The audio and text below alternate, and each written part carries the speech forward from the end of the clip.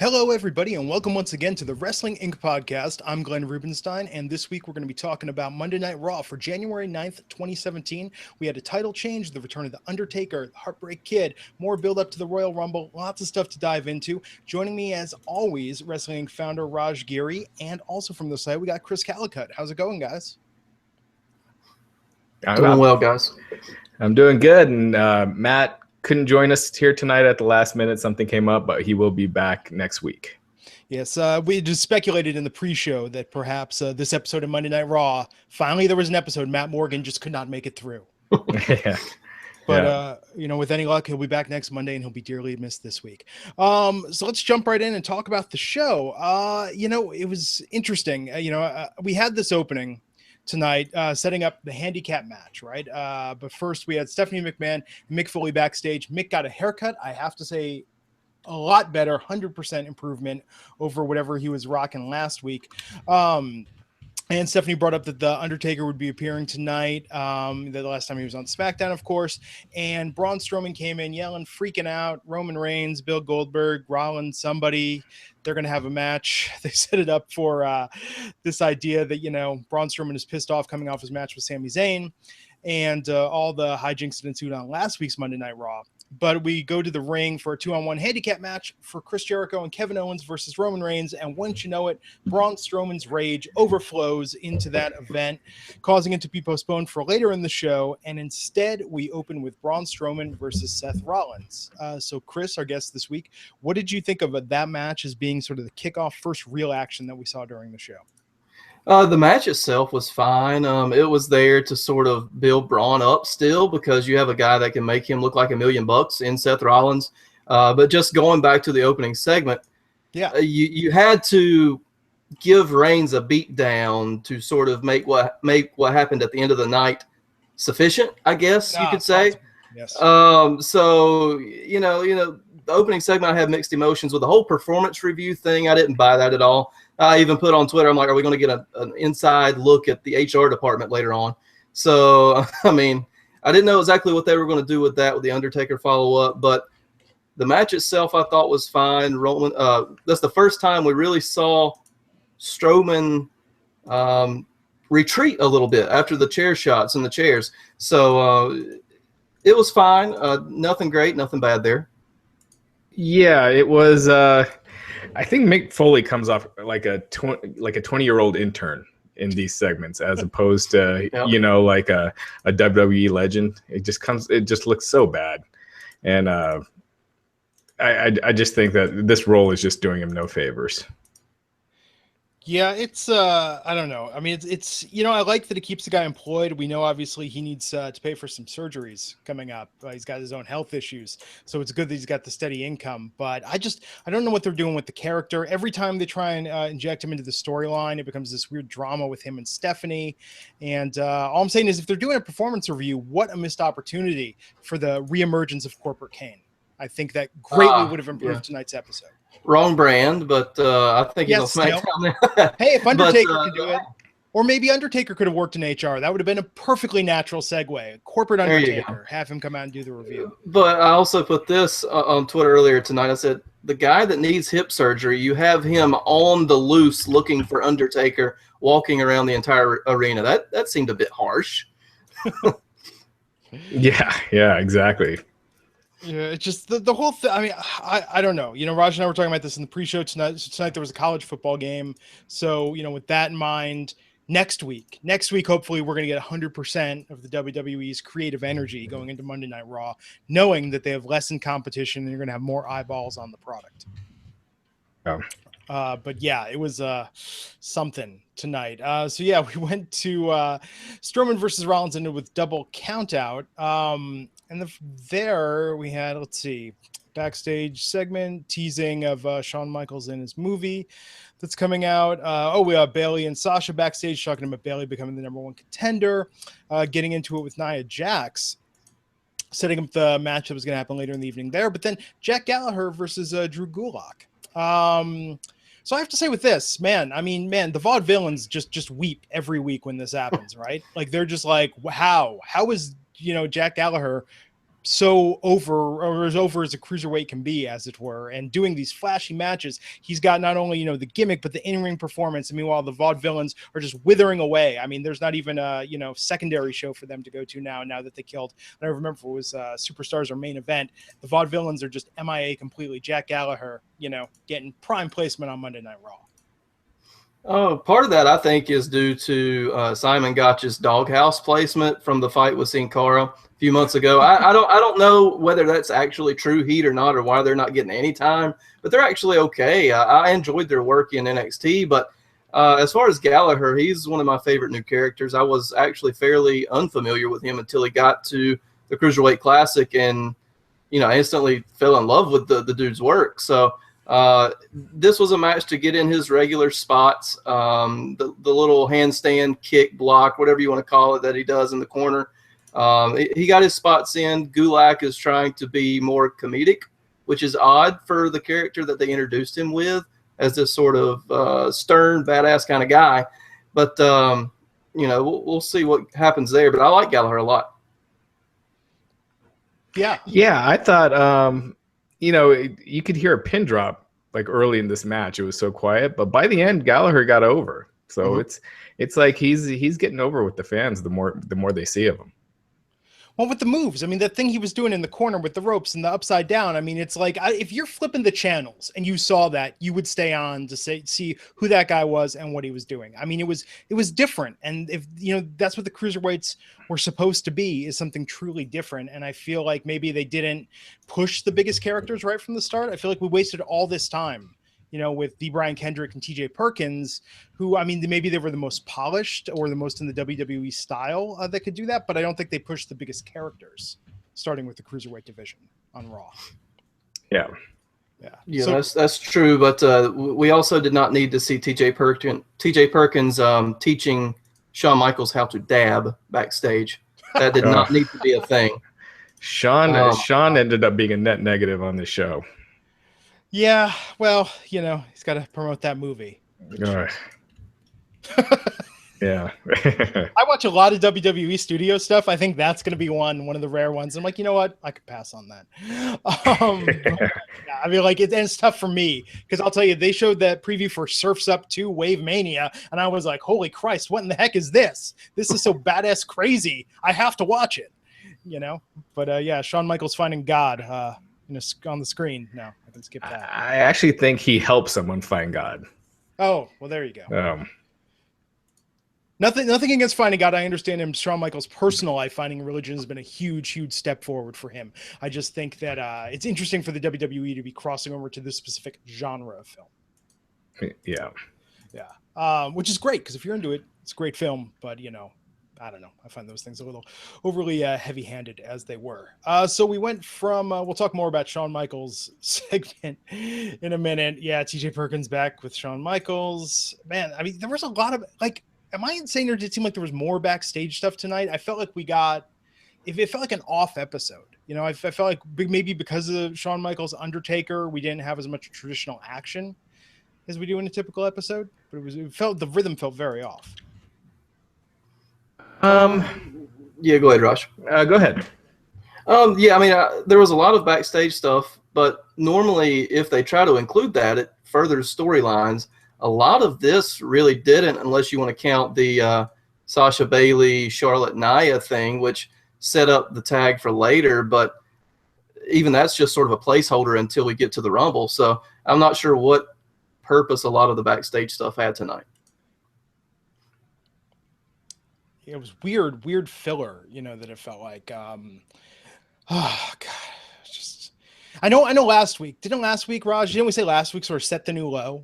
And I think this week would have at least tied that, if not for the final segment and Chris Jericho becoming the United States champion. I feel like that's what put this over and gave it a notch above. Yeah, I think it's weird. You're seeing SmackDown doing their best episodes, and Raw just keep waiting for it to get good. And hopefully next week. So yeah, backstage, Foley looking for Taker, teasing Foley's performance review. Come out to the ring, Shawn Michaels. Yeah, he was there. Got interrupted by Jinder Mahal and Rusev with Lana. Then Enzo and Cass came out. And, you know, I thought it was cute. I mean, this wasn't like the most awkward of returning superstars as it goes. What do you mean? Well, I mean, I thought it was entertaining to see HBK with Enzo and Cass. Like, I thought that was good. I thought the Rusev stuff with him was a little painful. Yeah, I thought this whole segment I thought was just. I thought Shawn was off, like his promo. As soon as he, said the lines, "But I'm here to promote my movie." I mean, just the life was taken out, and I like how he shut down the crowd every time they were trying to. Yeah, but he came across as like a parent, talking down to the crowd. I don't know. I just thought this did Shawn no favors. It did absolutely nothing. It was a plug for the movie, but other than that, I don't think it helped Enzo and Cass any. And Rusev looked like just a delusional comic heel, which he shouldn't be, with how he's, with his size, how good he is in the ring, his natural promo ability. I thought this was just awful for him. Well, this is a recurring role for Rusev, though. Anytime that they have a legend returning, it seems like the gag's on him, and he's out there to eat whatever finisher that particular legend has. In this case, it was Sweet Chin Music, but I thought he was going to get it in the ring, but no, it was during the match. Obviously, this, I think, was designed to give Enzo and Cass the rub, but I just don't know if it worked. And I said on Twitter as well, I was like, you got to try really, really hard to make a Shawn Michaels segment bad, and I almost think they accomplished it. So I said, congratulations to the WWE. So it was a very odd use. Obviously, he's there to promote the movie, but you could have found something better for him to do instead of just being out there with the guys and just looking like a prop, more or less. Yeah, and I feel like with Shawn, with the Alamo Dome, you could have done a little bit more to hit home that, this is going to be taking place. I mean, they mentioned it. He mentioned it, but I just thought, showing some clips from that Royal Rumble of the crowd and 60,000 people and how big it was, I think there was an opportunity there that was lost. Yeah, they could have done something. And the movie, of course, is The Resurrection of Gavin Stone, which is out, I think, was it the 20th or like a week from tomorrow? It comes out. And even with that, right? I mean, he did try to make it serious and sort of work it. I don't know. I mean, they just could have done so much more with the segment. If he was there to plug the movie, I think actually HBK has a compelling story about how he turned his life around. They could have done a video package that would have been nice for that. But I'm telling you, as we're talking about it, why in the heck didn't they bring HBK onto SmackDown tomorrow and we could have had Sweet Chin Music versus No Chin Music, brought out Ellsworth. The segment just writes itself. At least I'm not the only one that thought about that. Oh, absolutely. I mean, but that would have been worlds more entertaining than I think what we saw tonight. Yeah. Yeah. Jinder Mahal, though, he's looking. I mean, we talked about this before, but Jinder's looking. I mean, he's looking really good. I think they just need to give him something a bit more than being Rusev's, not even Rusev's sidekick, like Rusev's lackey at this point. Yeah. Yeah. It's unfortunate because Jinder is looking good. So that's all that should really be said about that. Big Cass versus Jinder Mahal. We know Big Cass won. HBK dropped Rusev with Sweet Chin Music, and something.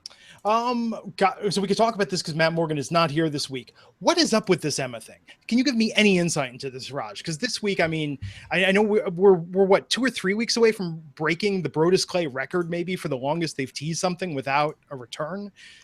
I don't think there's anything up with it. I think they're just waiting till after the Rumble. Really? Yeah.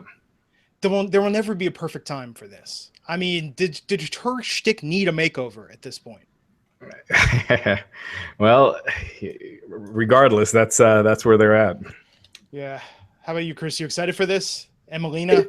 If she comes back in any semblance of her old gear or old gimmick at all, then what was this all for? Because apparently on some of the house shows, she's been wearing some of her old gear and stuff like that she had just as Emma with the aviators and stuff like that. But which was a fantastic look.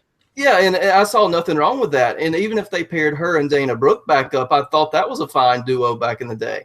But if there's nothing really different, what difference does it make? And she's such a actually really good in-ring worker. And putting this gimmick on her, to me, is just going to limit what they're going to do with her in the actual ring. So we'll see. We'll see. Yeah. I just look, bring back the awkward dancing. I think that would be a welcome throwback at this point. But it seems to this, and my wife made this comment, it's like what they're doing with this Emmalina thing. I mean, this is contrary to everything they've been telling us about the women's revolution in the WWE for the last, coming up on 2 years now. I mean, we just had this whole big thing about they're not divas anymore. And so to bring back someone that was like, I mean, I'm sorry, in those aviators, she came across as a badass women's heel. And now to bring her back as a pinup, I think is very contrary to the message that they've been pushing. So I don't know. Maybe that's my disappointment there. But just just stop showing the promo if it's not imminent. I think there should be a new rule that it's like, unless it's genuinely coming up in the next few weeks, just, hold off for a bit. It's just a game at this point that they're all playing, and they're laughing as the promo goes on. They are in the back. Yeah, it's kind of a rib at this point. Yeah. And maybe that's the thing. Maybe it'll never happen. Has there ever been one where it just straight up didn't happen? Yeah. But not for this length of time, though. No. I can't remember the last time they did. I think Jericho, one of his returns, they did it for a really long time. The Save Us Y2J. Yeah. Where it went on for months. But this. I'm sure she'll debut. I mean, she's been at the show. She's, been at live events. But, I don't think it'll be before the Royal Rumble. Yeah, well, so maybe it'll be the pre-show. Who knows? So we went from that to, what was it? Lince versus Neville. So if you guys been watching 205 Live, because I will say that, that is one that has not made it my weekly rotation. So you guys watching what they're doing with Neville on that show? Yeah, I've been covering it for the site, and it's progressively getting better, and the return of Neville has helped that, especially this evil Neville or Neville or whatever you want to call it now. But Lince Dorado, too, is one of the better lucha workers they have. I think he could be a big thing, especially if Gran Metalik comes back as well. But 205 Live is progressing, still not great, but progressing. And Neville's been a big part of that as well. Yeah, I think Neville adds a lot. It's hurt by the crowd every week, when they're on after SmackDown. It just feels like a dead crowd every week. But the wrestling has been really good on that show. But you get to see a lot of good wrestling now. That's not as hard to find as it used to be. So it needs a pep. It needs to be moved before SmackDown. Have a live, a crowd that feels awake. Because it's a good show that's kind of going to waste because of the crowd. And, maybe they just need to experiment more with what they're doing with these promos and with these segments. Because, I mean, to your point, Raj, I feel like the quality of in-ring work is consistently really good. I mean, across the WWE, even most of NXT, the Cruiserweights, Raw and SmackDown. And I feel like it's not the ring work that's the issue, because these guys can go. I think it's just the way they're packaging it, the way they're setting it up with these storylines that maybe people are feeling fatigue. I mean, am I wrong? I mean, I think that's part of it. I mean, who really has time to be able to follow all this? So the people attending the shows probably don't know who any of these guys are, because they don't have the time to follow everything. I definitely think that's probably part of it. Yeah, that and the booking. And I think because the booking, I mean, we've talked about this ad nauseum, but it's just the same matches, the same matchups. I think that also causes people just to sort of glaze over at a certain point. Right.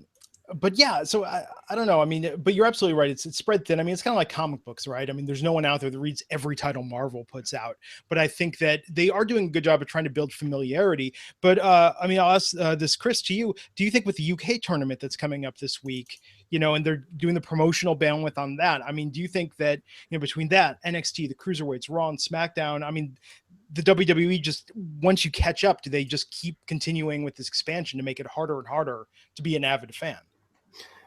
To me, it kind of determines what they're going to do with the winner of that UK tournament, because if they're going to make that an actual title, then, we'll see what they do there. They're going to bring it to the main roster. So what possibly could that lead to? Or they're calling this part of their expansion plan, I think is the way Mr. Regal put it at one point. Maybe Triple H as well. So do we see a weekly episodic program take place from the UK that airs just exclusively on the network? So, it's sort of to be determined.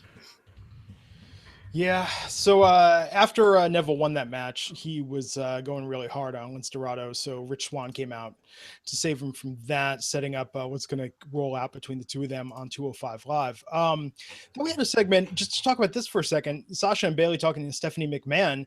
Kind of, did anyone else think it was weird with Stephanie like burying Sasha a little bit with that, say what you will, but I'm the boss line? I thought that was an interesting sort of knocking Sasha Banks down a peg. Well, that seems to be Stephanie's MO. Yeah. She knocks people down a peg, and she's graduated from emasculating males to doing females as well.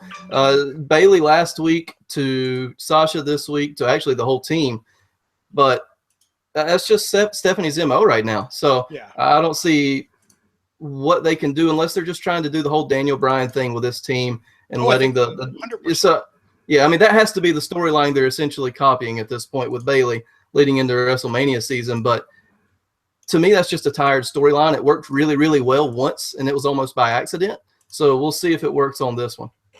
I mean, this might be like the dumbest question to ask, but I feel like right now with Stephanie McMahon, I mean, like, what's her motivation? Is it okay? So is her motivation as a character that she wants to beat SmackDown in the ratings at all costs? I mean, she's not even doing, what her and Triple H is the authority with this whole best for business thing. She's not being overt in what her intentions are. I mean, with Mick, he obviously favors the underdog. We understand where he's coming from, but I feel like with Stephanie, they just have her being mean just for the sake of being mean. It comes off like most weeks.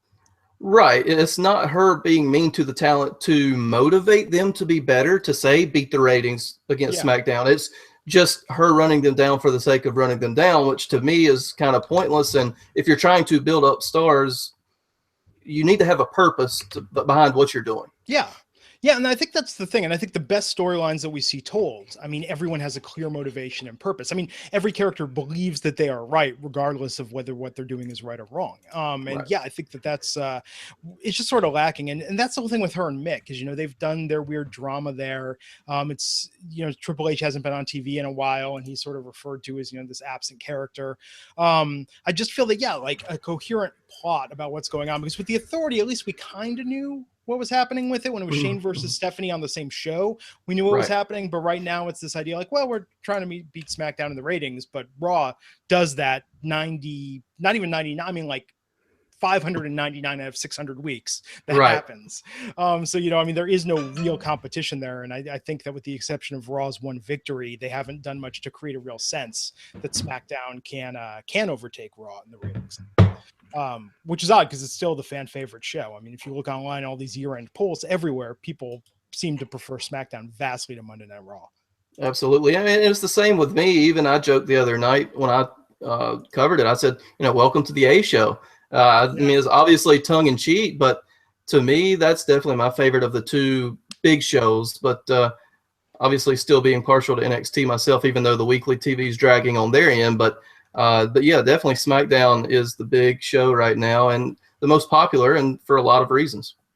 Yeah. I mean, when I watch SmackDown, I start going online saying, hey, are there any WWE live dates near me coming up? What's going on? Maybe we should think about going to WrestleMania. And during Raw, it's kind of like, is there anything else to eat? Can I maybe, play a game while I'm doing this? Just, it's like barely holding interest. But yeah, SmackDown, I mean, gets me really excited about wrestling. And I think that there's such a night and day difference week in and week out. Someone had asked in the comments earlier, but yes, we do indeed do a SmackDown recap, Raj and myself, every Wednesday at 12 noon Eastern time, live on the Wrestling Inc. website. And of course, you can subscribe on iTunes, the same feed that you get this very podcast on, same YouTube channel. So we're going to keep talking about the show here in a minute, but I want to take a moment and thank the sponsor of this episode, which is DDP Yoga, DDPY. You saw Mick Foley tonight, man. With all that hair gone, you can see he has lost a ton of weight, gotten in great shape, same as guys like Jake Roberts, Scott Hall, Chris Jericho, and Gold Dust. And how have they done it? DDP Yoga. It has changed their lives and they've benefited immensely from it. So if you've been thinking about taking control of your own health and fitness, it's 2017 and they are having a big sale right now where for a limited time you can get the DDPY DVDs for 25% off. And with that comes 3 months of full access to the DDP Yoga Now app. Or if digital only, you can get the DDP Yoga Now app for 25% off. You can also buy a max or combo pack at 25% off and get 50% off the second one. Partner up with a friend, hold each other accountable, turn your lives around in 2017 with DDP Yoga. So if you've been on the fence about starting DDPY, this is the best time to get on board. What we want you to do is head on over to ddpyoga.com/wrestling inc. That's ddpyoga.com/wrestling inc. Stop procrastinating. Get started now with DDP Yoga, and we thank them for sponsoring the Wrestling Inc. podcast. Moving on, Luke Gallows versus Sheamus. And this was interesting because we had both Carl Anderson on commentary and Cesaro on commentary. I mean, this seems like, okay, this is the feud. This is where it's going. We got the singles match. Chris, do you think that for perhaps the Royal Rumble, we're going to finally see Gallows and Anderson get a credible shot at winning the WWE Tag Team titles? I don't think they put them with the title yet. I think they still have to continue the saga that is Cesaro and Sheamus. They've got to put them on the same page for a little bit longer. So with that said, I don't think Gallows and Anderson get the titles yet. Would not surprise me to see all four of these guys in the Rumble itself. That we might have a face-off there if they don't have a match at the Rumble, which I don't know why they would not have a match at the Rumble, but there'll be a face-off either way, but I still see Cesaro and Sheamus getting the best of them. But what bothered me about this is 50-50 booking in and of its prime example, because you had Cesaro versus Anderson last week. Anderson gets the distraction win. Gallows versus Sheamus this week. Sheamus gets the distraction win. So it's like tit for tat. There it is. What can we do next week to get us to the Rumble? Yeah, I don't know. I think they got to do something. It was interesting with Cole kind of dissing their championships in Japan, which favorites in the comments on YouTube is mentioning that. Yeah, he was just sort of knocking them every time he mentioned their New Japan title runs. And it seems like right now, especially, I don't know. I mean, it's interesting given what just happened, and how everyone's going on and on about, of course, the New Japan matchups from last week. But it was kind of interesting night to have him touting that and Cole just kind of like, poo-pooing the idea. Right. You think maybe somebody might have been in Cole's ear to do that, but that seemed to be Anderson's only valid argument to why they are where they are now. And Cesaro was like, oh, you beat me once, shame on me, and that kind of thing. But there really wasn't a whole lot of logical banter in between the two, besides just the petty arguing and, citing their past. But I wonder if that did have anything to do with it. The Wrestle Kingdom show and all the matches that apparently have rave reviews that I have not checked out yet, honestly. I watched some of it online, and I got to say, I mean, I see why it's getting all the hype. I see why it's getting all the buzz. And I could see where WWE creative would probably be of mixed thought on this. I'm sure there are some people on the creative staff, and we've seen the rumblings of this online. Meltzer and other people have talked about the rumors that some of WWE creative feels really inspired to try and top what they did. And I'm sure that Vince McMahon and others are just kind of like, yeah, well, that was good, but come on, this is the WWE, and we're on a whole other level, in and of ourselves. So it'll be interesting to see what influence that has, right? I mean, everything major that happens in wrestling seems to get some reaction from the WWE, whether it was, the weird Hardy knockoff that was done with the New Day and the Wyatts at the compound. I mean, there always does seem to be some sort of reaction to big news and other promotions. I mean, what's your take? What's your guesstimate? Maybe at the Rumble, maybe at Mania. What do you think they do? Try and put on a barn burner hour-long match to close the show, perhaps? Or that's not in Vince's cards anymore, I don't think. I mean, that's more of an entertainment spectacle more than a wrestling spectacle. Always has been, probably always will be. But the most, touted reaction that we've seen so far is John Cena putting up pictures of Omega, and that kind of thing. And now, is that John Cena politicking to get him there, or is that John Cena wanting a match with the hottest superstar at the time after a big match? Where does the money lie? I guess I should ask there. Yeah, I don't know. Raj could probably chime in on this if he's back but no, I think he's still finishing some of the back-end technical issues on the Wrestling Inc. website right now. But I mean, the rumors are that Omega has got like a year left on his contract. I think it's actually his contract runs out at the end of this month, I believe, and he sent out a tweet to say he has to reassess some things, so he's not going to be able to attend some of the New Japan shows coming up. So, wow. that's definitely a wait and see issue. So he could not be in the Rumble. Rumble's on the 29th, but come Mania season, could we see a surprise somewhere? Sure, because it seems like that's what they're doing, especially with the Cassius Ohno re-signing Chris Hero, obviously. They're kind of they're trying to pick the indies clean at this point. So we'll see what happens there. But, New Japan's not an indie of any sort, but obviously a huge organization with fantastic tradition. But it's definitely interesting, and WWE has the pocketbook to go after a guy like that. So speaking of which, from the NXT tapings, they brought back Chris Hero as Cassius Ohno. With the Titantron, and acknowledged him as such on social media. Now, I know the speculation here on this very podcast, both myself, Matt, and Raj, has been that, oh no, they use the KO gimmick with Kevin Owens. They wouldn't possibly have him come back as Cassius Ohno. Have you heard or read anything online that suggests that that's actually going to stick? They're not going to try and change that at the 11th hour? Well, they just changed a couple of names as well, as far as the new indie talents. They changed Big Damo's name. They changed Tommy N's name.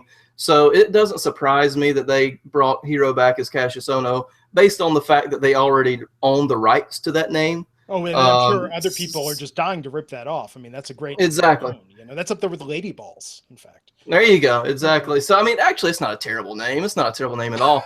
But at least I don't think.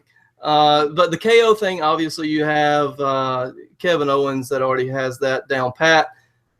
But if you're going to keep him in NXT separation, that's fine. You keep it where it's at. Yeah, but that's how long ago it was. 7 years ago, when Chris Hero was in NXT. Cassius, of course, for Cassius Clay, and Ohno for the then at the time hot Olympic skater Apollo Ohno that they borrowed that last name from. Really tells you sort of how long it's been since definitely Chris Hero's journey in NXT. I don't know. I'd like to see them do something a little different, but he's working house shows. He was in the Hero. He did have his Hero trunks from the photos I saw from the NXT house show he did over the weekend. Gotcha. So there's hope there. Maybe cooler heads will prevail. And it was a good name, but that time has passed. And with Kevin, the KO part was the coolest part of it, and they gave that to Owens. So what are you going to do? But let's talk about the Undertaker returning. Gotta say, I loved Steph doing the fake out, coming out after the lights going dark there in the arena. But the Undertaker came out and announced his intention to that he's going to be in the Royal Rumble, and he's in it to win it. We did see a cut to Braun Strowman watching backstage, which is interesting what that might foreshadow coming through. But what did you think of the Undertaker's appearance, and what did you think of that sick growl that he did at the end after talking there? Taker cut a Taker promo. I mean, it was good. You obviously get the chills with the Undertaker entrance. Always have, always will, most likely. I mean, that's just one of those things that never gets old. And him coming down to the ring, by the way, happened exactly the time the football game went to halftime. Just in case you were wondering if the WWE is that crazy. Nope, they're pretty smart when they put Taker on. So he cut his typical promo. A couple of things probably could have been phrased a little differently, with the holes and all that fun stuff.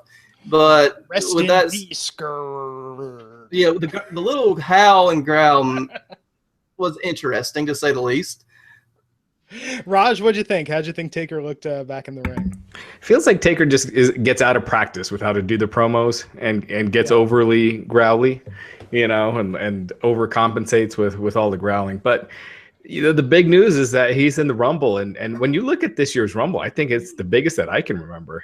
I can't remember the last time they've had this many top names. I mean, it almost been kind of a throwaway. Like the year that Sheamus won it, there was or Del Rio, they had no stars in the actual Rumble match itself. So I mean, they are really loading this match up. So I mean, that's a cool thing. Definitely, and I think part of it is that they, this is one of the big four, right? So they gotta load it, especially coming into WrestleMania. Well, yeah, I mean, the Rumble's always big. But the Rumble match a lot of times itself has been a disappointment, like the year. I mean, just the the year Batista won. You know, there weren't any big surprises. Batista, you kind of figured going in he was going to win. He did. Roman Reigns the year after that. Triple H the year after that. So this year it really kind of has you guessing. So there's quite a few names that realistically could win it. I think they have such a great opportunity. I'm sorry, Chris, I'll let you go in a second, but I think they have a great opportunity to tell a real story here if they pace this. I feel like this could be what's the longest Rumble they've done? There was like 1 hour and 9 minutes, something like that. I think they could go longer with this and really tell a story with all the big names they have involved. Yeah. But does it bother you guys that 3 of the top billed superstars in the Rumble match are of the part-time variety? You have Brock, Goldberg, and Undertaker. Does that bother you at all, or are you just glad to see those names actually in the Rumble itself? I feel like if you're going to use them, you might as well have them in the Rumble itself, you know, as opposed to just at WrestleMania. You know what I mean? Yeah.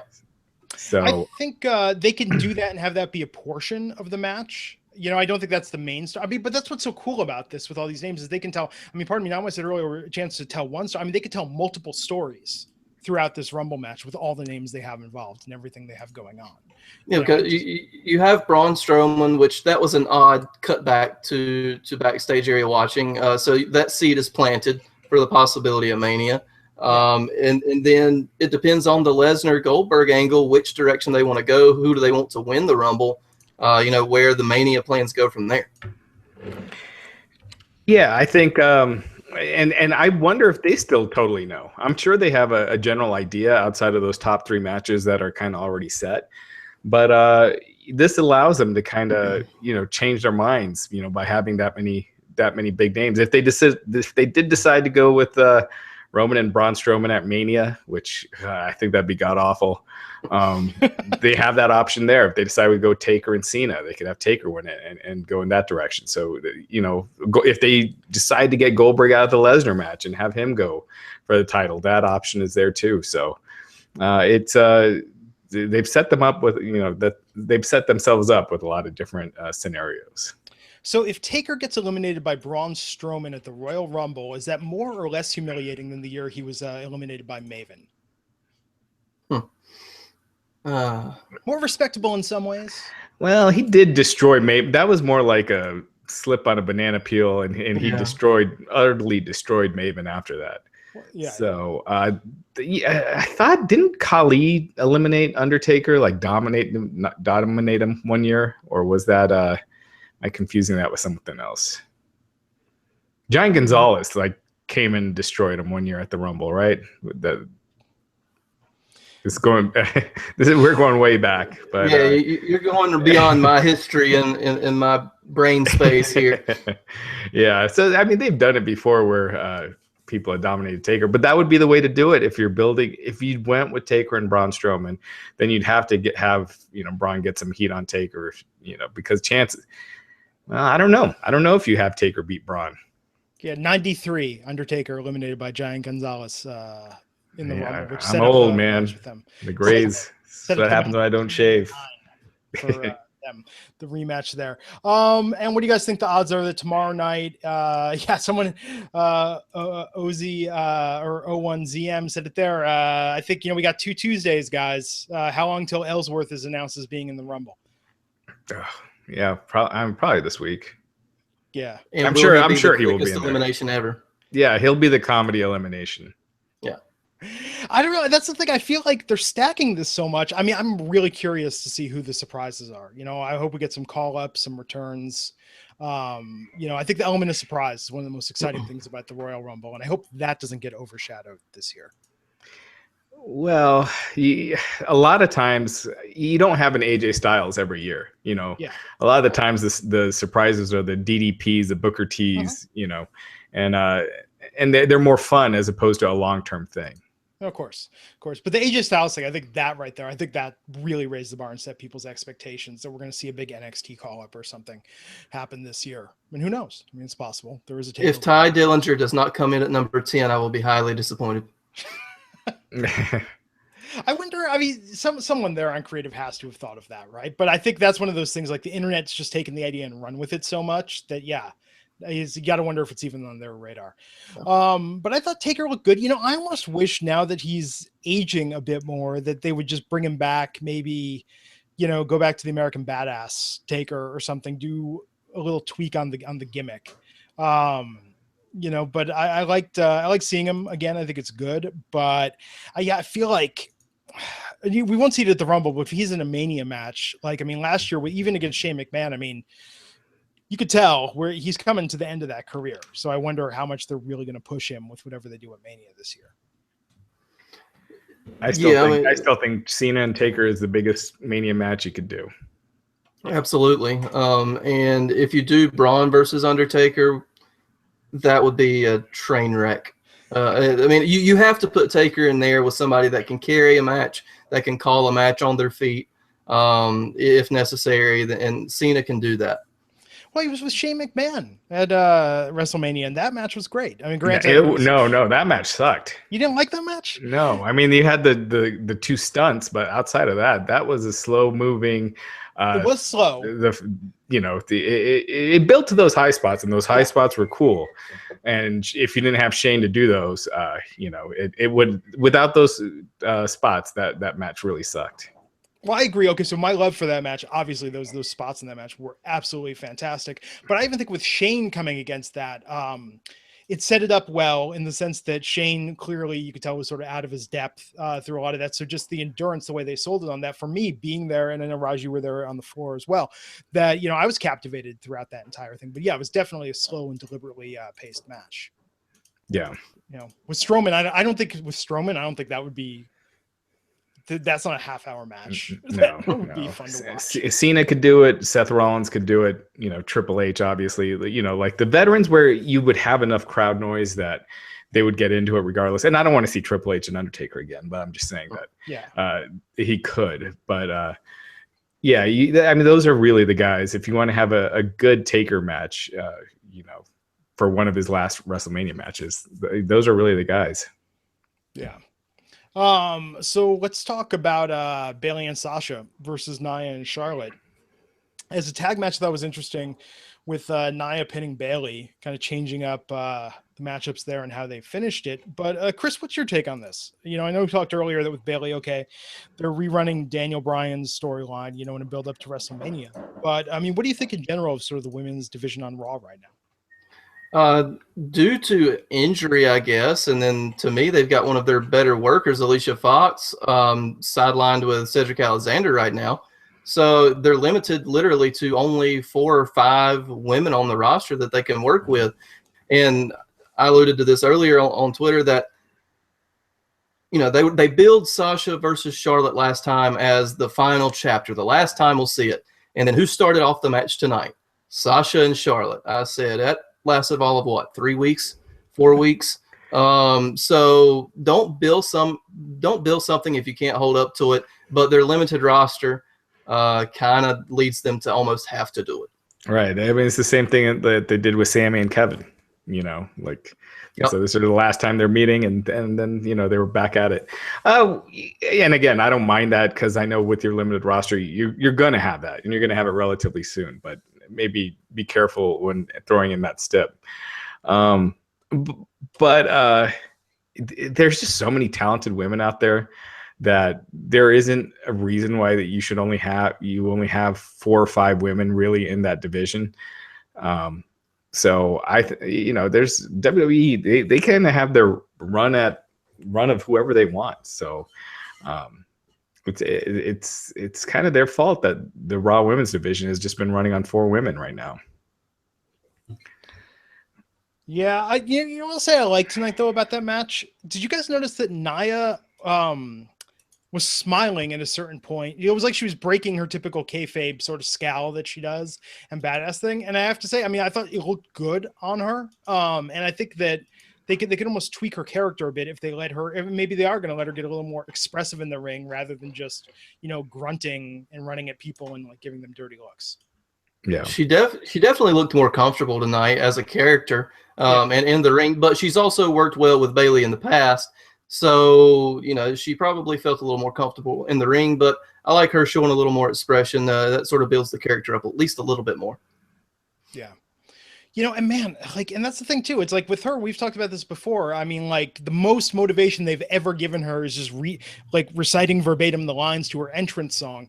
But you know, in NXT, they did in some of the video packages, her talking about coming up and not feeling like a stereotypical girl and being athletic, but still feeling like there were, you know, I think I'll tell you when Emma comes back. So if Emma is doing this pinup thing, I think there's actually a really good opportunity there to do some storytelling with Nia and really develop her character. With Sasha, it just feels like, you know, both of them like, okay, they're going to do this for a while now.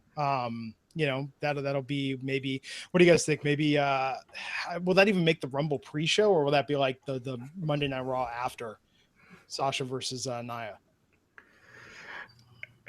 Well, you got to remember the Rumble. Is it 4 hours this year?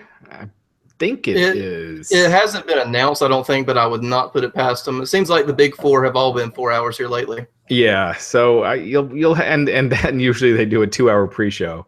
Yeah. So I mean, you're probably going to have at least one women's, you know, SmackDown match. They're doing Nikki and Natalya on Tuesday, but that could be a setup for, you know, and not the blow off. Yeah. So I could see them doing Sasha and Nia on the pre-show. Yeah, that would make sense. But that's the thing. So with Bayley, if they're not going to have her win with Charlotte, I mean, they'll probably just find a way to keep the storyline going till Mania at this point. Yeah, I think you're going to have them. They seem like they're teasing it with Nia, you know, kind of getting on Charlotte, and you know, I could easily see them doing something with those four. You know, a 4-way. Meanwhile, backstage, Dana Brooke is just hanging out with Emma going, yeah, they're not putting me on TV either. So we went from that to so Alicia Fox, as Chris mentioned earlier. And Chris, I'm glad to see you recognizing Alicia's quality in the ring. I know I feel like I've had to defend her many a week here. But yeah, Alicia now just being used as like this weird storytelling device with Noam Dar and Cedric Alexander. That was I'm not really following what's going on there. I got the gist of the storyline, but I mean, is that taking a compelling or dynamic turn on 205 Live? Yeah, that's one of the running storylines they have going on 205 Live. It's actually been with Nice and Gulak for the most part, with Dar thrown in for good measure. But I think finally, hopefully, we'll see the end of that come tomorrow night, as I think Alexander takes on Dar tomorrow on 205 Live. But to me, she has so many better purposes than this. I don't mind it. It gives her something to do. But you can't tell me she's not better than, you know, the bottom half of the women's roster. Yeah, I think she's really good, but you know, when you're on TV for a long time, you know, you kind of, you know, cycle everyone in and out. So for doing something on the side and then coming back and giving her a push, you know, I'm fine with it, even though this storyline is just so stupid. You know, and Alicia was like absent for most of last year. I mean, it seemed like. I mean, she just completely got lost in the shuffle when they brought in the NXT women to Raw and SmackDown. So yeah, I'm glad they're keeping her on TV. You know, and let's not forget that, you know, Cameron, former WWE wrestler Cameron, got thrown off Tough Enough by Stone Cold Steve Austin because she cited as her favorite match ever, Emmalina versus Alicia Fox on NXT. Never forget. Yeah, but it really hits you like how long Alicia Fox been around. Yeah. Sometimes you forget that she's been around that long, because she, you know, she looks amazing. She's you know, been there for a while. Yeah, and she's solid, and that's it. And with Nia Jax, I thought that was really solid. I mean, and just even the fact that she could withstand that demolishing that they set up with her, I thought was impressive, because that was much more brutal than the typical, like, I'm going to throw you, I'm going to do the leg drop, boom, you're pinned, you know? Yeah. So hopefully something good will happen there. But something good did not happen when we saw the continuation this week of Titus O'Neil wanting to join the New Day. So Matt Morgan, initially, I believe he called this sort of kind of racist with him putting him in the segment. I know I'd said, and people in the comments are saying, you know, if Bo Dallas tried to join the New Day, I mean, maybe if they rotated it and had someone different each week trying to do it, but what's going on here? And I mean, Titus is basically, I mean, just, he might as well not even be on TV at this point, but with New Day, how far they have fallen, that this is now who they're sharing segments with. Yeah. It's bad. I think you should turn Big E or do. I mean, I guess there's no rush to do it either. There's a lot going on right now, but I don't think the New Day is long as a unit, because I think since they lost the tag titles, and even before that, like it's been kind of dying out. So I think it's time to kind of move on. I was stoked. I thought New Day was off this week. I was like, oh, we're almost to the main event. New Day's getting a week off. This will seem a little fresher next week, but no. Chris, what do you make of this whole angle? Oh, did Chris freeze? Yeah, it looks like we lost Chris. Gotcha. Although silence is perhaps the appropriate reaction. Yeah. I just think they have so much potential. Either turn heel again, move to SmackDown, do something to freshen up, just because it just feels like the same act has been going on for a long time. Yeah. So let's talk about the perhaps lone super bright spot of this episode, which was the handicap match at the end, and specifically Chris Jericho is our new United States champion. So Kevin and Chris each got their own belt, which I think is fantastic to have the two of them sort of running SmackDown for a bit. Yeah, I mean, this is what we've been talking about. It seems fairly obvious that Reigns is winning the title, so it didn't make sense to have him have both. Yeah. And if you're going to put it on one of them, it makes sense to have it on Jericho, and then Jericho and Owens be a WrestleMania, match for the U.S. title. So, I like that. In hindsight, now looking back at it, I like how they had it that Roman kept winning the last few weeks, because most people thought he was going to win again tonight. So it kind of swerved people into assuming, I guess. Well, it seems like almost this idea, and they really set it up tonight, and Chris pointed this out earlier. It's like you had Braun beating down Reigns at the start, and you toss in a 2-on-1 handicap match, proving that Vince McMahon is like saying literally it takes extreme odds and circumstances for Roman Reigns to lose a match. Putting on this idea that it had to be this perfect storm, as it were. Yeah. Well, again, with your top guys, you should protect them. So you shouldn't make it look like they could just lose to anybody. When people complain about Reigns not, kicking out at 2 or Cena, well, it would make no sense if they're losing all the time and they're your top protected guys. Could you imagine if Austin or Hogan or any of those guys were losing all the time? Well, but you lose to other top guys. I mean, that's what we're talking about, the 50-50 booking, but with Reigns it's not even 50-50. Well, there are no really other top guys in Vince's mind right now on Raw. Well, I think you could say, though, I mean, obviously the five from Survivor Series. I mean, Rollins, Reigns, Jericho, Owens, and Strowman. I mean, Jericho is beaten almost every other week. Owens, I mean, they've had him beat Reigns before, but so he has lost. So it's not like he hasn't. So, but you should protect him. I mean, you should protect the guys you perceive as stars. They should protect Rollins more. I feel like they do a sloppy job with him, but and Ambrose. Yeah, although I mean, maybe that's the point. Is regardless of who they push each week, I mean, who Vince sees as invincible. That's an interesting way to look at it. I thought the match was good, though. I mean, the 2-on-1, it wasn't. I mean, and that's part of the problem, is that we see these guys go at each other so many times in so many different configurations. At a certain point, I mean, it becomes hard to subjectively even think about the match you just saw, when in your head, I mean, you've seen it 1,000 times at this point. Yeah, it's just a variation of the same match they've been doing over the last couple months. But I figured that Reigns was losing. I figured it was Jericho that was going to win. I could not get into this match just because it's just been done so much, and the show pretty much sucked up until this point. Yeah, it's very strange that they would do that. I mean, just that they would put that at the very end. Had that, and I said this earlier, had that been the opening match, I think the night would set off a much better tone than that. I think when Roman Reigns loses, it says to people, hey, anything can happen. Yeah. And that's part of the reason, I mean, the new era, when it started with Finn Balor and then his whole ascent, I mean, that was part of it, right? Finn came in brand new, won 2 matches in one night, beat Reigns in one night. That set a tone of saying anything can happen in this new era. And I think that was a mistake to do it at the end tonight. I understand, there were some concerns with football, but had they opened with that, I think, the show could have taken that energy and run with it. So Chris is back. What did you think of that, the main event tonight? Sorry about that, guys. Obviously, you had the you tried to get Jericho get caught in the cage there for a moment, and then KO attacked Roman, and then it honestly took 5 or 6 minutes for the match to start. I think it started right at 11 p.m. Eastern. Yeah. And then they did like a 10-minute run over. But as far as the title change itself goes, it's definitely the thing to do. But I would have either done it at the beginning of the show, yeah, or at possibly last week. Yeah. Yeah, just something different with it. I want to say in the comments, Mike Rovalata has called it out, so I should stop hating on Roman Reigns and Sami Zayn sucks.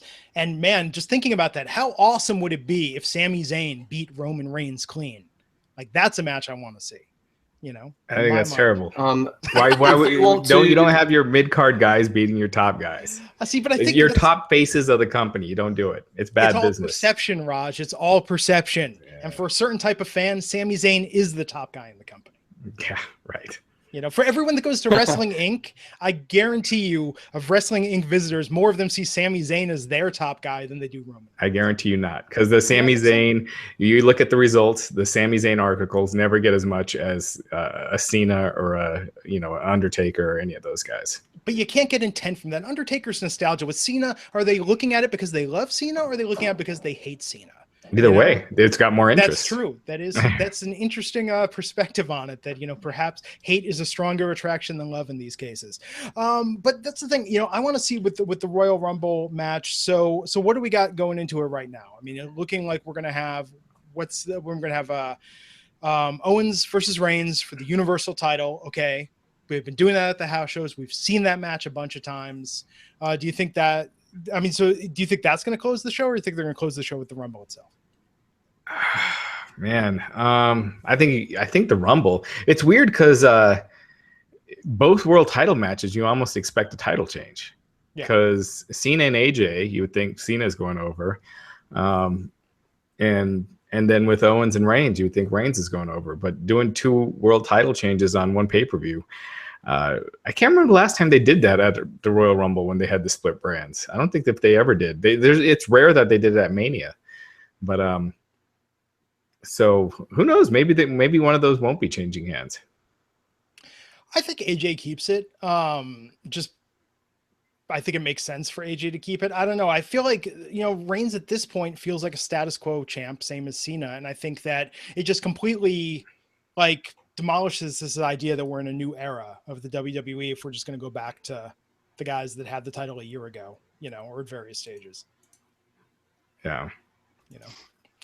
Chris, what are your hopes and dreams for the way these championship belts go coming out of the Rumble?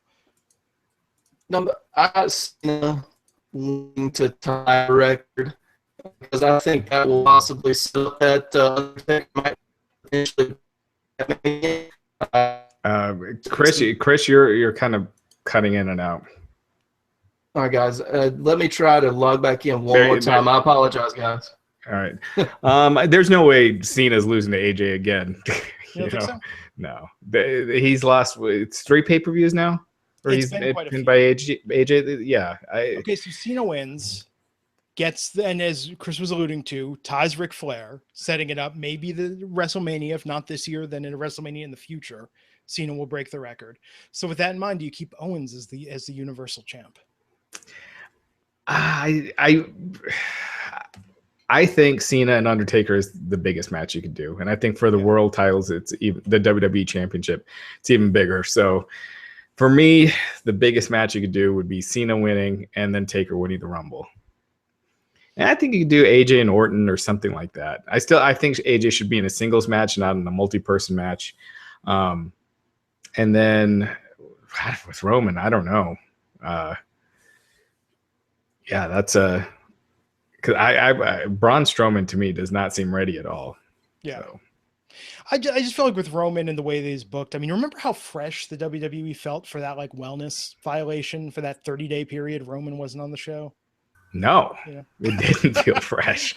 It felt like they had their opportunity to make a new star and they did absolutely nothing. Yeah. It was just minus a top guy. I didn't know the outcome of every match, because if Reigns involved, I feel like I know the outcome of the match. Yeah. Which is the main reason why I like Jericho winning tonight. And it's not they're constantly running in the same spot because they don't win consistently. Yeah, they're never seen like Braun. He seems special because he doesn't lose. Like if Braun is losing all the time, you don't know that, and you have that suspense. Well, it takes away what they're trying to do. Yeah. So Chris, your thoughts on where the belt should go? This being the Universal. Yeah, either both with. Gotcha. Like I said earlier, Cena is probably going to get the WWE title off of SmackDown, and I think Reigns is pretty much a shoe-in to get the Universal title. But I actually prefaced tonight's match with, finish this sentence. If Roman Reigns is in the main event segment, Roman Reigns ... And then I retweeted some pretty hilarious responses to that question. But tonight surprised me. So will they start looking a different direction for him? I'm not sure. Should they? Probably so. But I think they're sort of stuck in their ways on how they want to book him, and he'll be your Universal Champion come the Rumble. Interesting. So yeah, if it goes to Reigns and Cena, that would be a step backward in a way, but it could be interesting to see how they play that out from there. I just, Raj, to your point with Orton versus Styles, I feel like that's the last card SmackDown has to play, and once they play that, they've got no more fresh main event matchups. Like that. Well, these matches are never the end; they're always the start. When they do it the first time. I mean, how long did Styles and Ambrose go? Yeah. Or Ziggler and Miz. It wouldn't be a one and done. Yeah.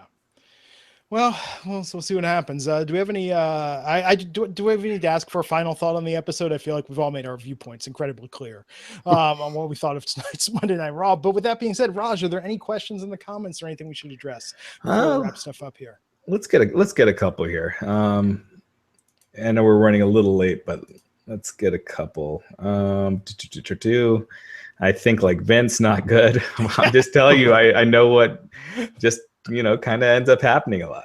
And when's Vince McMahon? I just get my hopes up here and talk about it, and then Raj go, "Oh, that's not going to happen." And it's like, God damn it, Vince. Any opinions or ideas for creative on how to get the booze off Roman Reigns post-title loss?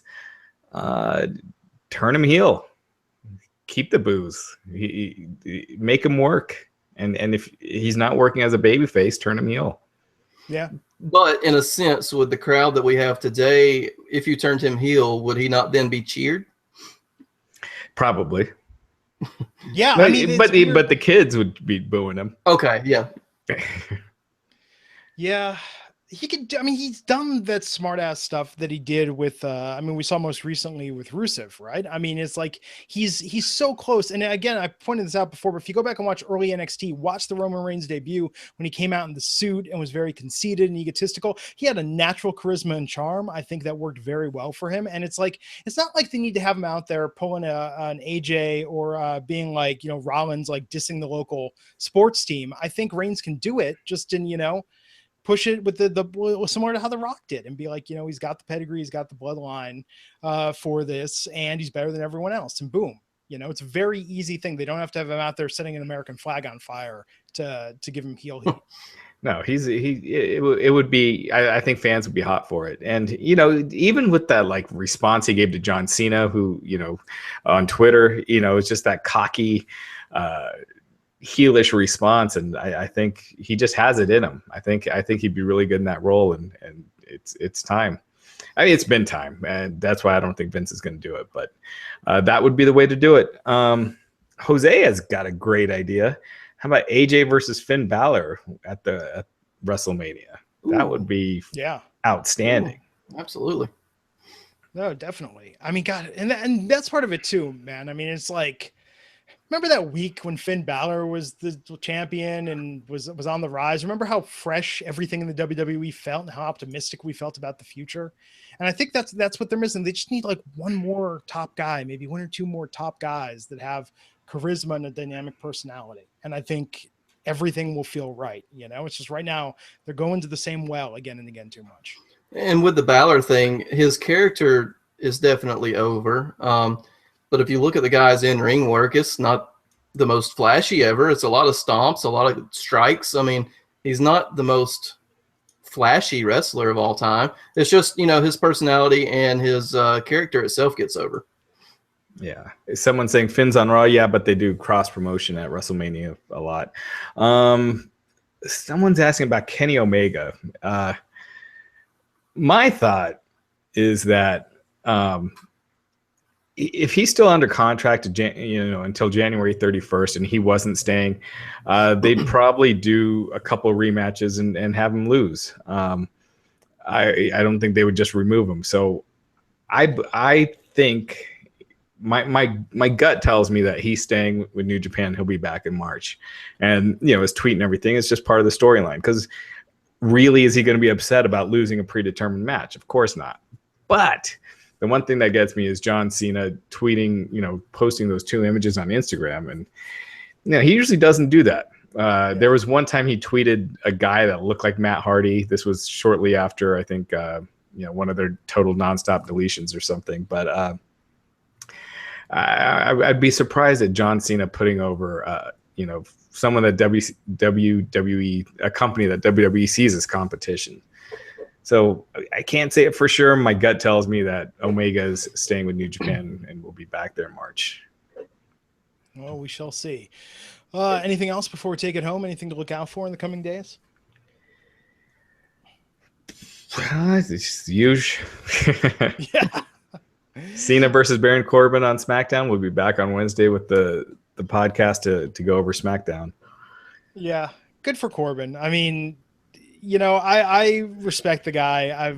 There are times I've been a fan of what he's done. I think he's interesting to watch live, but he's making the most of the opportunity. He had a good year. I think he, probably top 5 in terms of who had the best year in the WWE in 2016. Certainly things really took off for him after that WrestleMania win. So yes, it's definitely a step up the card for him. I see this one as kind of an audition, in a sense, to see if he's ready for that main event type of role. But I don't think we get a clear winner here. They're going to protect both guys, and we'll see something kind of snarky happen tomorrow on SmackDown. Yeah, but I could almost see Baron Corbin winning. Probably cheating. Maybe Styles interferes or something like that. But yeah, I see them going. With. Because I don't see them having Corbin lose with the little push that they've been giving him. Yeah. And if Cena's winning the title, that's kind of how they do things. Is if you're winning the title, you lose.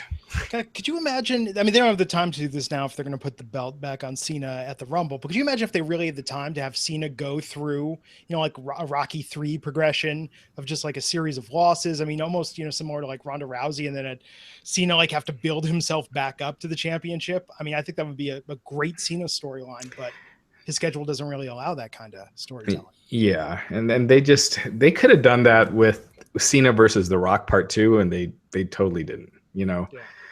So, and he's got too much of a brand to I think have him lose consistently. Yeah, I mean he's a big enough star that you could do it, and it doesn't hurt him that much. But at some point, he has to get his win back. I mean that's WWE. So yeah. Totally.